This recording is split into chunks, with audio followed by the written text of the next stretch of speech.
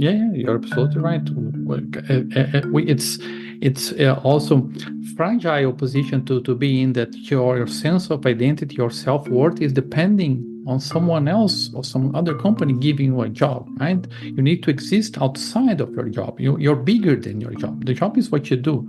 So maybe you're doing something one day and you're doing something else in the other day. Even if you make less money, it does not make you less worthy, right?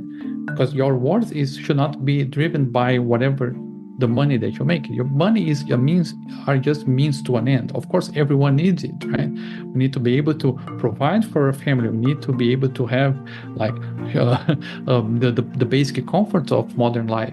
But it's important to have this sense of identity. And I will not say detached, because that would be too strong of a word, but at least a bit separate from what you do. Okay, everyone, welcome back to Living the Next Chapter. I have a great author joining me from outside Canada, which always makes me super happy to connect with amazing authors. And you've heard me say it many times. If you want to meet great people, especially amazing authors, go start a podcast. And then you get a chance to have people like Daniel in your world. And he also even sent me a copy of his new book. It's right here. I'm so super excited to have it. You're Not Your Job, Going Above and Beyond Yourself. Daniel's here with me on Living the Next Chapter. Super excited. Congratulations, Daniel, on the book, and welcome to Living the Next Chapter.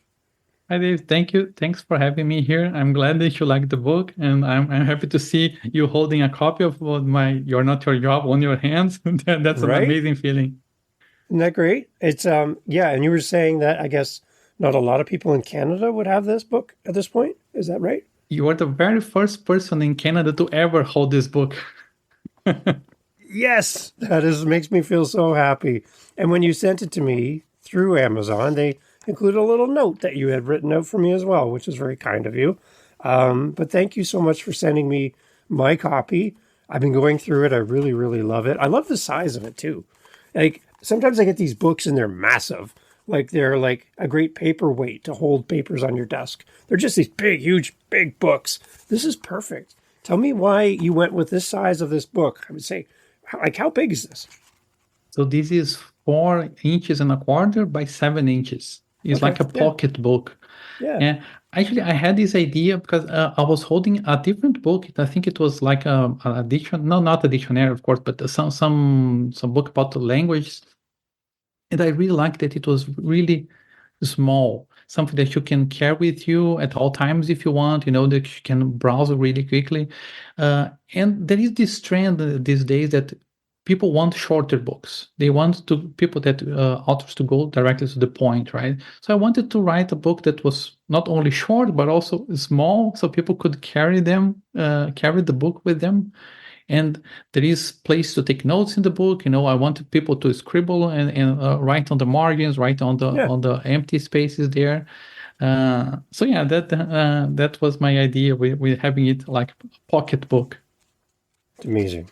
It's amazing. Again, thank you for sending this. I keep looking at it while we talk today. I'm going to be flipping through it as we chat and bringing out some things that I've been reading that have been resonating with me. There's a lot of great resources in here. So everyone, as we talk in the show notes, there's a link to go buy Daniel's book. Please do it. And when you do so, leave an amazing review for Daniel wherever you buy your book so that everybody knows how great it is. We're going to jump into it, though, in a moment. But Daniel, tell everybody where you are right now in this big world of ours. That's a great place to start. Yeah, sure. I'm Brazilian. I lived in Brazil until I was 35. Then I moved to Germany. I lived there for 7 years. And since last year, I spent my days in Portugal, in a little city close to Lisbon. And right now I'm sitting in Spain, actually. I come here a lot. So, I've been kind of all over the place. And if you don't mind, I would like to make a shout out to my friends over please. there. Oh, please, Daniel. Go. So, abraço para todo o pessoal no Brasil que estiver me ouvindo e também em Portugal. Espero que vocês gostem. Tô falando inglês, mas eu sou um conterrâneo, então espero que vocês gostem. So just Buy so the book. Buy the everyone book. can Yes. understand what I said, Yeah. right? I just said, okay, hey guys, here in Brazil, Portugal, I hope you like what you listen. I'm going to be speaking in English, of course, but I know I'm one of you. I'm a fellow countryman, so I hope you like it. Yeah, that's what I Nice. said. Well, that's great, Daniel. Thank you for doing that. I wish I could do that. I speak English fairly well, but I can't do what you can do. So thank you for sharing with the audience, because we do have listeners around the world that are listening in those countries, and for them to hear you start speaking to them directly is like, oh my goodness, that is so great to hear my own country here and represented on the podcast. So thank you for doing that. It's amazing. So Dan, tell us, like, where was the idea come from to write this book? Why is this book in my hands? Why is this so important to you as the author? So this actually, as I tell in the book, it was not planned. It kind of happened, you know. I had these ideas brewing in my mind for a while. I was thinking about them, but they were not in an organized way, right? So every now and then I will think I have an idea and also, jot it down in a notebook that I have for all the ideas that I have. Like go on a walk and I have some ideas and I write them down. Uh, and then I start the picture start to emerge at some point because this is telling my personal story. This is telling how I was able to overcome some of my fears and some challenges in my personal life to to take a step to make a transition into the career that I actually wanted, right? So I did this, but it was messy, right? Because it's always is. And then at some point, all these ideas that I was writing them down, they came up together. And then actually, I remember that there was this one day I couldn't actually fall asleep because everything was like, running in my head. Like, oh, I want to write this. I had a terrible night of sleep. The next day, I woke up, or actually, I didn't sleep. So I just went to my home office and I started, writing writing. Like I think probably I spent like 10 hours writing almost non-stop, just pausing for lunch and something like this. And it's coming alive. And then I also say in the book that I don't know, I had no idea what to expect from this, how this would materialize, if it would ever see the light of the day, right? If people would read it. And in this sense, for me, it's like kind of surreal still that, okay, my book is like in physical shape now, and it's being held by someone, I don't know, 10,000, 6,000 miles away. That's sometimes it feels like it's unbelievable. But yeah, I wanted to share my experience, right? Because this is the kind of book that I wish I had when I started this. So maybe if I can, share what happened to me and how I overcame some of these questions, these challenges, my fears, especially the fears. If I can help at least one other person, to have a happier life, then it's worth it, right? My job here would be done. So I hope that the book can help others. Um, and this is why I wrote it. I didn't have any expectations about it, so I really hope people like it. It's great. It's a really great read, and there's a lot of great resources in here too. It must have been a big task to figure out what to keep in the book and what to not keep in the book, because it seems like you have a lot of information in a small book like this, pocket-sized book. So was it difficult to arrange the book and make sense of it, or was it pretty straightforward process for you to go through and write the way you wrote the book? I would say that the first half is was more or less straightforward to me when I was started writing it, because I was like, this is the part that was kind of already ready in my own mind. It talks about the trade-offs between money and time, and purpose in your life. So this part it felt very natural. The second half took a little bit more work. I had the ideas like written down somewhere, but they were not properly organized. So I really wanted to make them connect together in a way that makes sense to the reader. Because I really subscribe to the idea that you have to have like this. I want to tell a story. So my idea with the book is to tell a story to the reader. So I needed to make it engaging. I needed to make it sense. It has to follow a plot, right? A central plot. In the case, the plot is my own life, my own personal experience, and I try to combine my personal experience with tips and tricks, or stuff that I learn along the way that others could benefit from. Honestly, the hardest part was to wrap it up because I have the tendency to write too much, and in that sense, okay, now I have to, how do I make it round, and in a sense that I didn't want it to get too long, right? Because as I mentioned before, I wanted to have a short book that people could, get engaged and not spend too much time on it, because there is a lot of introspection work to be done, and I wanted to just make people, trigger people to think about it, but of course they have to do the work later. Okay, so the title of the book again, You're Not Your Job. So the one thing I hear a lot in social circles, when you meet somebody in public, two strangers meet at a wedding or a party or whatever, they walk up to each other, they both have a drink in their hands, they say, "Hey, Daniel, how are you? What do you do?" And then we talk about our career, we talk about our job, and that's our identity. That's who we are. I'm a whatever. I'm a doctor, I'm a lawyer, I'm an accountant, and that we identify with our position. So you're challenging us to get away from using our job title as our identity and be something more than just the title of our job, right? Is that kind of the big idea of the book? Yes, you're right. That's exactly the main idea. That, as you mentioned, there is this bias in our language already, that we reply to the question, "What do you do?" I'm an engineer. I'm a software Yeah. developer. I'm a lawyer. But this is not what you are. This is what you do for a living, right? This is Right. how you make a living.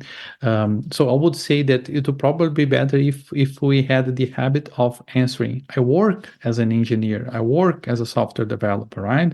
Because this is how you make money. This is how you make a living out of it. What you are is actually something more. It's something deeper, right? And I like to propose this short exercise. Imagine a tombstone, of someone that you have seen, or or just a generic one. It will read, for instance, Bob, beloved father and husband, or trusted friend. It will never read beloved engineer or beloved software developer, right? I know Right. that's kind of a strong image, but you're going to be remembered by people, but your relationships, by the good that you've done to other people, right? Your family, your friends, you are someone that people can count on. You're someone that can help others. You're a father, a husband, a son, or so many things. Uh, and the thing is that we have this connection with our jobs, because the jobs are what they place us in a society, right? Because we make a living through our jobs, and this is what enables us to provide for our family. So it gets embedded into everything, right? Yeah. But at some point, if you start questioning how you answer the question that you mentioned, "What do you do?" If you only pause for a moment, "Oh, I work as an engineer," instead of replying automatically, "I am an engineer," you're already, dissociating from your job as your identity. It's all Mhm. about asking questions. That's how Yeah. I see. And the one thing too there is as well, if your identity is wrapped up in what you do for a living, what happens if something happens at work and your job is taken away, or you're fired, or you're no longer needed and you move to another job? If our identity is wrapped up in where we work and what we do for a living, and not in father, husband, spouse, partner, brother, sister, son, if our identity is not wrapped up in that and wrapped up in our job, we're basing our entire identity on someone else's business to keep us going, right? So I love the idea that you're reframing and helping us to reframe our thoughts around our identity is not our job. Those are things that we do, Mhm. again, to make money. But who we are in this world is bigger than the job title or the business card that we hand to people, right? Yeah, you're absolutely right. It's also fragile position to be in, that your sense of identity, your self-worth is depending on someone else or some other company giving you a job, right? You need to exist outside of your job. You're bigger than your job. The job is what you do. Yeah. So maybe you're doing something one day and you're doing something else in the other day. Even if you make less money, it does not make you less worth it, right? Yeah. Because your worth is should not be driven by whatever the money that you make. Your money is your means, are just means to an end. Of course, everyone needs it, right? We need to be able to provide for a family. We need to be able to have like the basic comforts of modern life. But it's important to have this sense of identity. And I will not say detached, because that would be too strong of a word, but at least a bit separate from what you do. Yeah. Yeah. And I've heard people talk about stuff like being financially rich and more time rich, in sense that I might not make as much money as I used to make, but now I have time to take my children to school in the morning. I have time to work 4 days a week instead of 7. I've given back something different than money. I'm getting the opportunity back to volunteer somewhere and give my resources to a charity and help them, because I have the flexibility of time. So again, you might sacrifice a little bit of money at the end of the week, but you might have something better than money. And we need to realize that that's another part of who we are. It's not just our title and not just how much comes in our bank account, but how can we serve people and how can we be a better member of our community, right, in the process? Yeah, and I think you got it right to the point. The main thing here is time. At least this is all. This is in part what also triggered me to be in the position that I am right now, and to have written this book. Because I mean, maybe some people may call it like a midlife crisis. I'm 47, and this kind of started bugging me when I was 40 years old, and since then I was like, okay, what am I doing?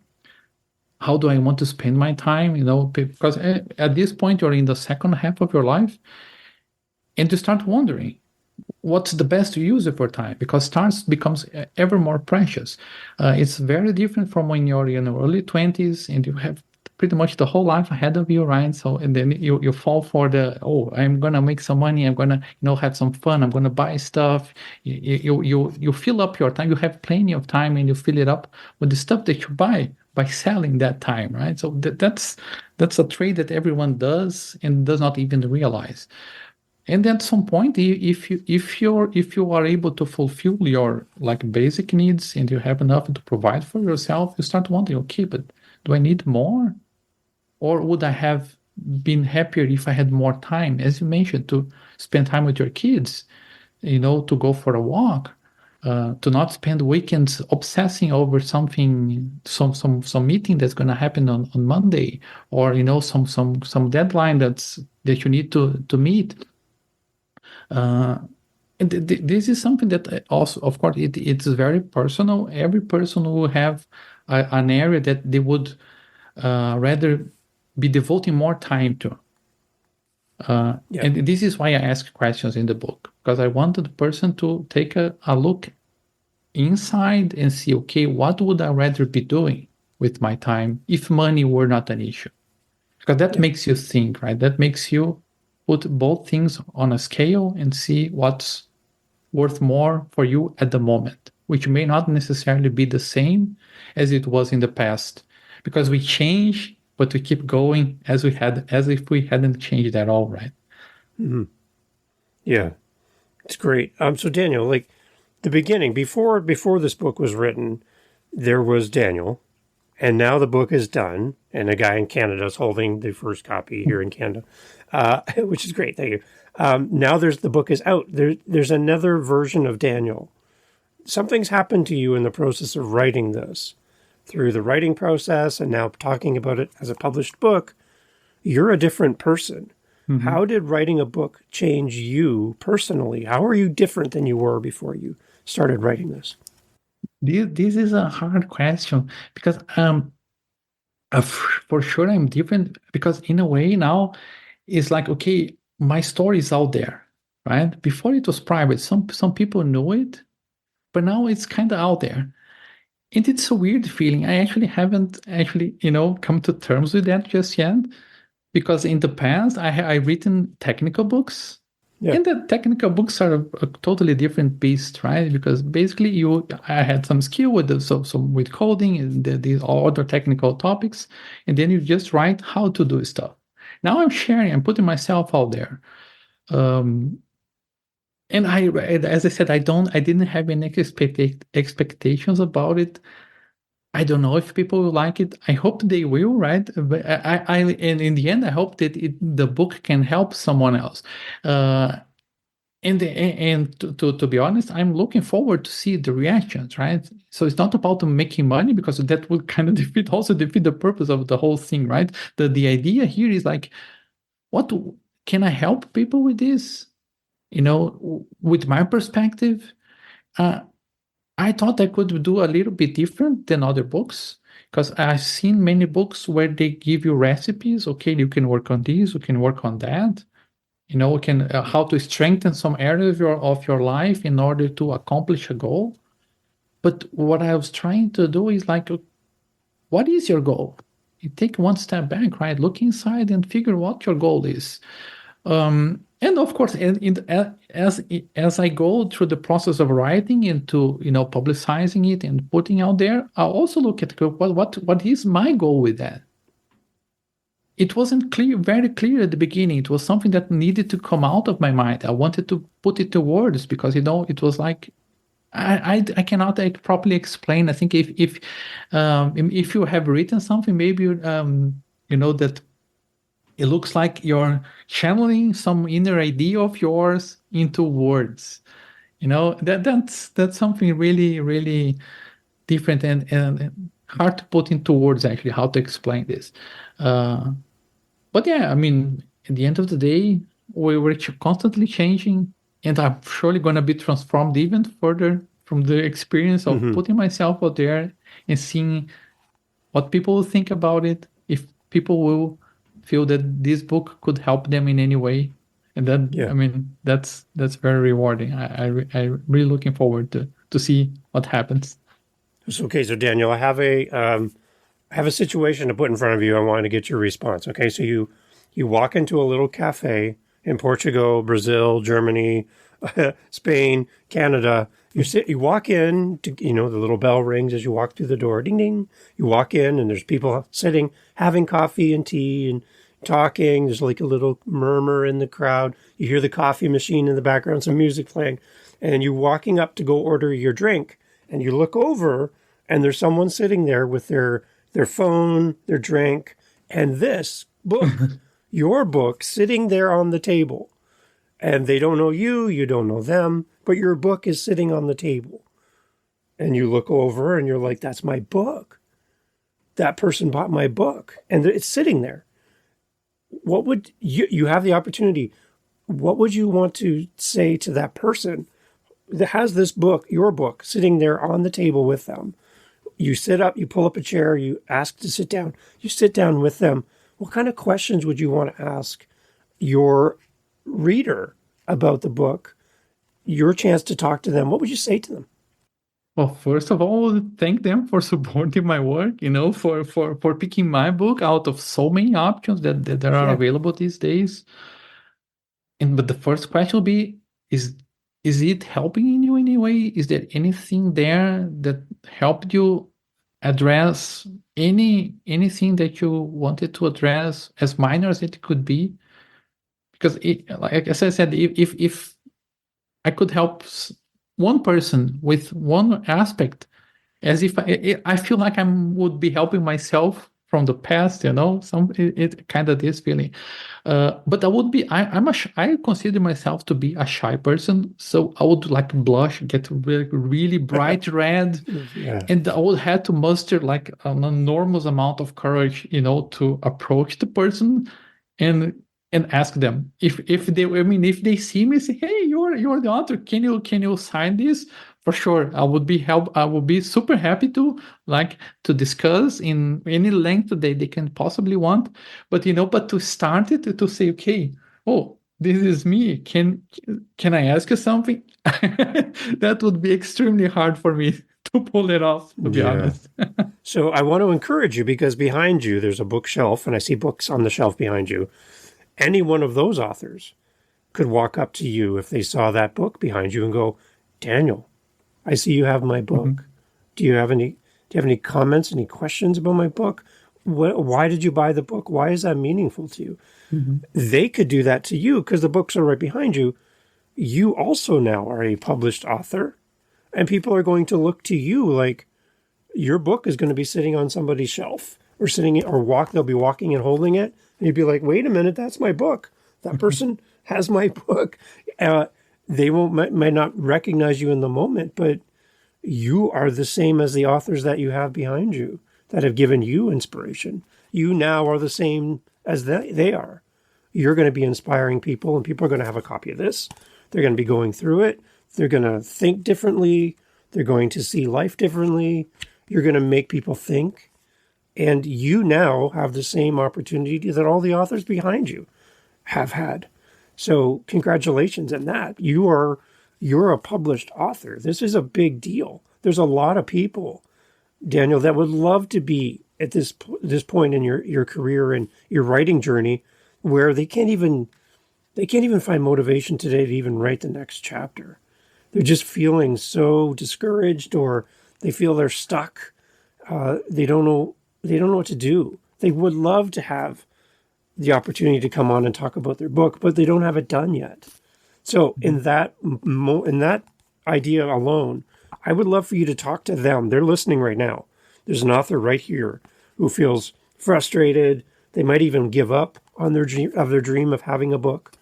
But you've done it. What would you say to an author that's struggling today just to write today? They don't even feel like doing it today. How could you encourage them as a fellow author to keep going with their journey? Okay, yeah. So let me organize my thoughts. So Mm, first, if you're listening to this and you want to write book, if you have an idea, by all means try it out, because we get stuck in our heads and wondering what would be if we try it, and we're afraid of putting our ideas to the test. We're afraid of committing to something that holds us back. I was holding back a little bit. There are many steps, right? I wrote up a book, but then you make it ready, but it takes some extra courage, to put it out there, to publish it, to click, the send to Amazon. Okay, yeah, I approve this. I want to have this published. And you never know how this is going to play out. So I did not know how I was going to be a writer, or if that I would go towards this path. To be honest, I was actually started this by writing small pieces, technical pieces that were a subject that I was good at. And one of those pieces that I published on Medium actually draw lots of attention. So cool, I'm happy with that. But I was not going towards this path. But then something happened. Someone approached me from a publishing house, say, "Yeah, we would like to invite you to write a book for us." You're like, "Whoa, me writing a book? No, whoa, how come?" Right? I'm just a random dude writing some stuff on Medium. Um, And then this didn't pan out because it was like I was intimidated by the offer. It was like 300 pages in 6 months. I was like, I can't do that, right? I never wrote anything longer than a blog post before, except for essays in college, right? But that's a completely different thing. Uh, but that kept me, I had this idea in my mind. Oh, okay, someone else thinks I can be an author. That made a huge difference. wow. And if I can tell you, you can be an author too. To whoever is listening this, I can tell you, you can be an author too. Feel empowered by that and try it out. No one can tell you, oh no, you're not good enough to be an author. No, don't listen to this voice, right? Try it out. Find your niche. Maybe you want to write about something, or maybe you think, okay, but what I want to say no one wants to read or no one wants to listen. This is not true. The world is too big, right? So you always have something that you can offer. The thing is that something that we take for granted, they are very valuable for other people, but we don't see as such because for us it's like, okay, duh, that's obvious, right? So, Mm-hmm. so take a look and write what you feel happy about it. Don't think about what I'm gonna get out of it. Yeah. I wrote this book because I felt like I needed to write it. I wanted to get it out, and I wanted to have fun in the process. So I wrote in a way to myself, to my past self, Good. right? So I encourage every one of you listeners that want to that feel like, okay, I could write something, but I'm not sure. Try it out, write for your future, not for your future self, for your past self, Mm-hmm. and see how it goes. What's the worst that can happen, right? Yeah. I love it. Okay, so Daniel, I have one other thing I want to talk about before we leave, but I want to save that to the end. Mm-hmm. Before I go into that part with you as we close off here in a moment. As far as connecting with you, I know where the book is available for sure because you sent me a copy. But can you talk about your website and if somebody wants to reach out to you and talk to you about your book? Maybe there's another podcaster looking for a guest, a great guest to be on their show. You're a great guest, by the way. But somebody wants to reach out to you and have a conversation with you about your book. Where would they go? And also, where do we buy the book? Can you tell us where would it go? Of course. Thanks for thinking I'm a great guest. I really appreciate it. So you can find the book. It's on pre-order on Amazon already, the Kindle version. The paperback and hardcover versions are going to be released on April 23rd, together with the Kindle. You can find more information about the book in my website, yournotyourjob.com. Good website. There is some information about the book, some information about myself, my contact details on LinkedIn, on Twitter. You can find all of them there. I really enjoy questions, comments, feedbacks. So if you want to reach out, I'm always on the lookout for early reviewers of my book. So in the coming 2 months, if you wanted to give it a try, before it's being released to the general public, please reach out to me in one of these networks, on one of these social networks, and I'm happy to talk to you and provide you an early review copy if you like to see what this is all about before everyone does. Yeah. And I love the smile on your face when I pulled this book up on camera for the first time and you're just like, oh, you got it. You got the book. So thank you. So, okay. So Daniel, we'll have links to all that information in the show notes. People listening, they can go to the show notes and click right through to your website. Everything will be included. So if you're at the gym right now and you don't have a pen and a piece of paper, don't worry. It's all in the podcast. But Daniel, I want to end off with a part that really spoke to me from your book. Now, I haven't read all the way through. I'm around about 3/4 of the way through right now. Mm-hmm. But you did a little part around success. And you used the quote that I've heard before, that luck is what happens when preparation meets opportunity. But then you break down a thing that you call your percent equation. Mm-hmm. So I would love to go through this. And now, again, I'm springing this on you with no warning. So I have it in front of me. So I'm going to lead us through the percent equation. If you can kind of add some detail to it. And again, it's in the book. It's on page 73. But if you can kind of lead us through some of this and fill in the blanks as I kind of lead everyone through your percent equation. And it's just P times R. Success equals P times R times C times N times T. So we're going to go algebra here back in the day. So basically, there's in the percent equation, you break it into two parts. You have two parts that we have control of, to some degree, right? Mm-hmm. And then three parts that are mostly outside of our control. So the first two parts that are within our control, you identify as preparation and resilience, okay, as part of the percent equation. Can you kind of break down for us the two parts that we have control of? Let's start with preparation. From your book and from your thoughts around this percent equation, how important is preparation in our success? So preparation is where you should focus, right? This is your trump card if you consider that these 5 elements are 5 cards, because this is where you have total control. You do not control what happens to you, but you control how you can prepare for whatever happens. So that's why I like that quote, because when luck is when preparation meets opportunity. So opportunities may come and go, right? So that guy that was from the publisher house telling me, "Oh, you want to write a Right. book?" Yeah. This only happened because I prepared myself. I wrote something. I put myself out there with a piece, Right. right? So you cannot prepare for everything, or for that's impossible. You cannot. And it's the one of the dangers that we run into is over preparing. But focus on your skills and prepare yourself to the future that you want, right? So let's say that you want to be a writer. Well, start writing, right? Start practicing. Start looking at other authors, other paths, other tools that you may use to improve your writing. Yeah. You need to go there, right? You cannot control the opportunity, but you can control the preparation. And if I may go for the Yes, please. second card, the resilience. Resilience is what I call it's psychological preparation, right? Uh, and I really want to stress that resilience in this sense is not moving forward at all costs. And that's kind of being stubborn, not resilient anymore, right? Resilience means, okay, trying something out and see how it goes and accept if it fails. For not everything that you're going to try is going to work, right?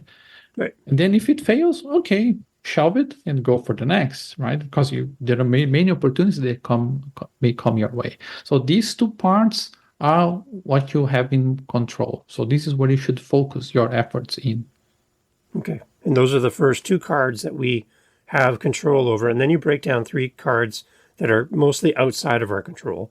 Mm-hmm. You talk about circumstances, networking, and timing. And as we kind of go through this percent equation, I'm thinking of authors as well. If you want to have success in being an author, here's your formula, right? For preparation, resilience, circumstances, network, and timing. All those things help you to be an author, help you to be a great parent, help you to be a great employee. All of these things can be applied to anything, really, which is what I love. But okay, so let's break down the 3 that are outside of our control. Let's start with circumstances. Can you expand on that for us? So when I mention circumstances, I'm thinking about the overall conditions. Like you can think of overall market conditions, for example. But if there is a growing market for whatever they're trying to offer, then of course a rising tide lifts all boats, right? So you're in a good position to you have better odds of success, right? Your percentage of success increases. If you're in a recession, if you're trying to go into a market that's like shrinking or failing, then of course it's going to be much harder. It's going to be an uphill battle. Yeah. So that's why I was going with circumstances. Good. And now we go into networking, which is one of my favorite things to do. It's why I have a podcast. It's why we are talking right now. Like, how would I have ever met you or had this amazing book in my hand had we not done a podcast together? So, networking, talk about that. So networking. This is not going to these events where you try, have awkward conversations with people that you never met before. This is not that kind of networking, but it's trying to putting yourself out there improves your surface, if you will, or your chances of connection, right? So the fact that we are here talking, as you pointed out, this is an example. You can work on that you had some degree of control of it, but of course you're also limited by many other factors. For instance, I'm Brazilian, right? So I never had the chance to go to Stanford. If I were in America, I have gone to Stanford. So my access to other people, to other connections, it's different, right? It cannot possibly be the same. So you have these limitations. However, the good part of the fully connected world that we live in today is that you can sometimes cross these gaps, right? And you can try to fill these gaps. It's harder. It's something that you may devote some time to, but should not be your main focus, right? Because it's still somewhat outside of your control. You can reach out, but the other person doesn't, acknowledge you. There's nothing much you can do, right? Yeah. Okay, so the last in the series of our percent equation, again, we have preparation, resilience, circumstances, networking we just talked about. And to wrap it all up, you have timing. This is really important because there can be like a really great idea that goes out into the world, but it's just not the right time. The idea was great. The timing was terrible. And for whatever reason, it never picked up. So you might have the perfect book. You might have the perfect whatever, but the timing might be off. So explain to us the timing as we wrap up the podcast today, Daniel. So the timing. So this is, as you pointed out, this is like make it or break it, right? Because if you're too ahead of time, then you may be great, but no one is ready for you. So it will fail. Not because it was not good, but because the world was not ready for your idea. If we were talking about this book 20 years ago, it will not resonate with anyone, right? This is something that is much more important. Is have been in recent conversations, mostly since COVID, right? Since COVID hit and we had all this revolution in remote work and everything else, it got people thinking about this kind of stuff. So I think that's like the like say the zeitgeist, right? That we have this era where we are ready to talk about this. But this is like a big picture. You can also think about the timing in the little picture, right? And then I want to bring the example of this publishing house reaching out again. So it was timing, right? So this guy happened to have seen my article published there. And this happened somewhat by chance, right? I have written something, it was out there, and it was at the time it was right because he was looking for something. If I hadn't written anything, you wouldn't have found anything, right? Yeah. So that's why preparation means putting yourself out there. Therefore, you increases the chances that the timing is right? The more shots you take, the better chances you have, because you don't know when time is gonna be the right timing for you. So you have to try multiple times. It's amazing, Daniel. A great book. And again, to be the first Canadian to hold this book in my hands, thank you for doing that. It's so kind of you to send me an advance copy. Congratulations in advance on the book, Thank you. On your journey as an author. I hope there's many more of these that I can hold in my hand in the future. I want to encourage you with that. Thank you for sharing your insight with us, encouraging us as authors and as readers that we are not our job. We're more than just the title of our job. Thank you for that. And again, I'd encourage everyone to go and check out Daniel's website, all the information again in the show notes. And again, I said at the beginning, when you buy a copy of Daniel's book, please leave a detailed review, 5 stars all the time. Please, come on, there's no other rating. 5-star review for Daniel's book, and let everybody know why this book means something to you. Bring a piece of it out and share it with the people reading so that they know that Daniel's book is the book for them. So be sure to do that. Leave an amazing review for Daniel. Daniel, thank you so much for being here. You're a great podcast guest. Do this many, many more times. All right. And again, write many more books because we need more of you in the world. Daniel, thank you for being part of Living the Next Chapter. Thank you very much. Thanks for having me here. Thank you for your kind words. I really appreciated the opportunity to be here, and I hope other people also have the chance to look at the book. Awesome. All right, everybody, all the information in the show notes. Again, Daniel, thank you so much. Thanks.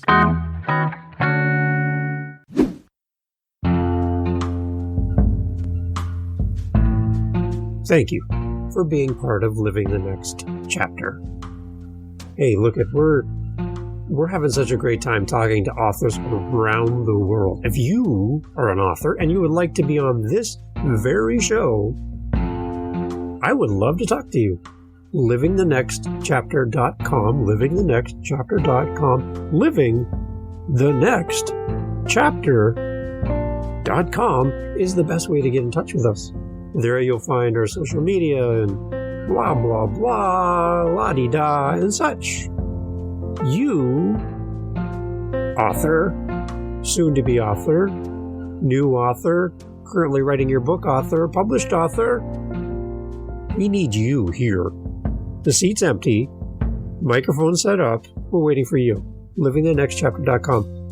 We would love to have you on the podcast. Yeah, I'm talking to you. Yeah, you should be here.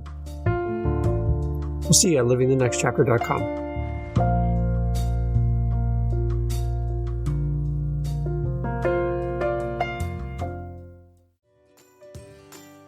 Hey there, fellow parent. If you're anything like me, balancing screen time for our kids is a constant struggle. That's why I want to share a little secret with you, KidsPod.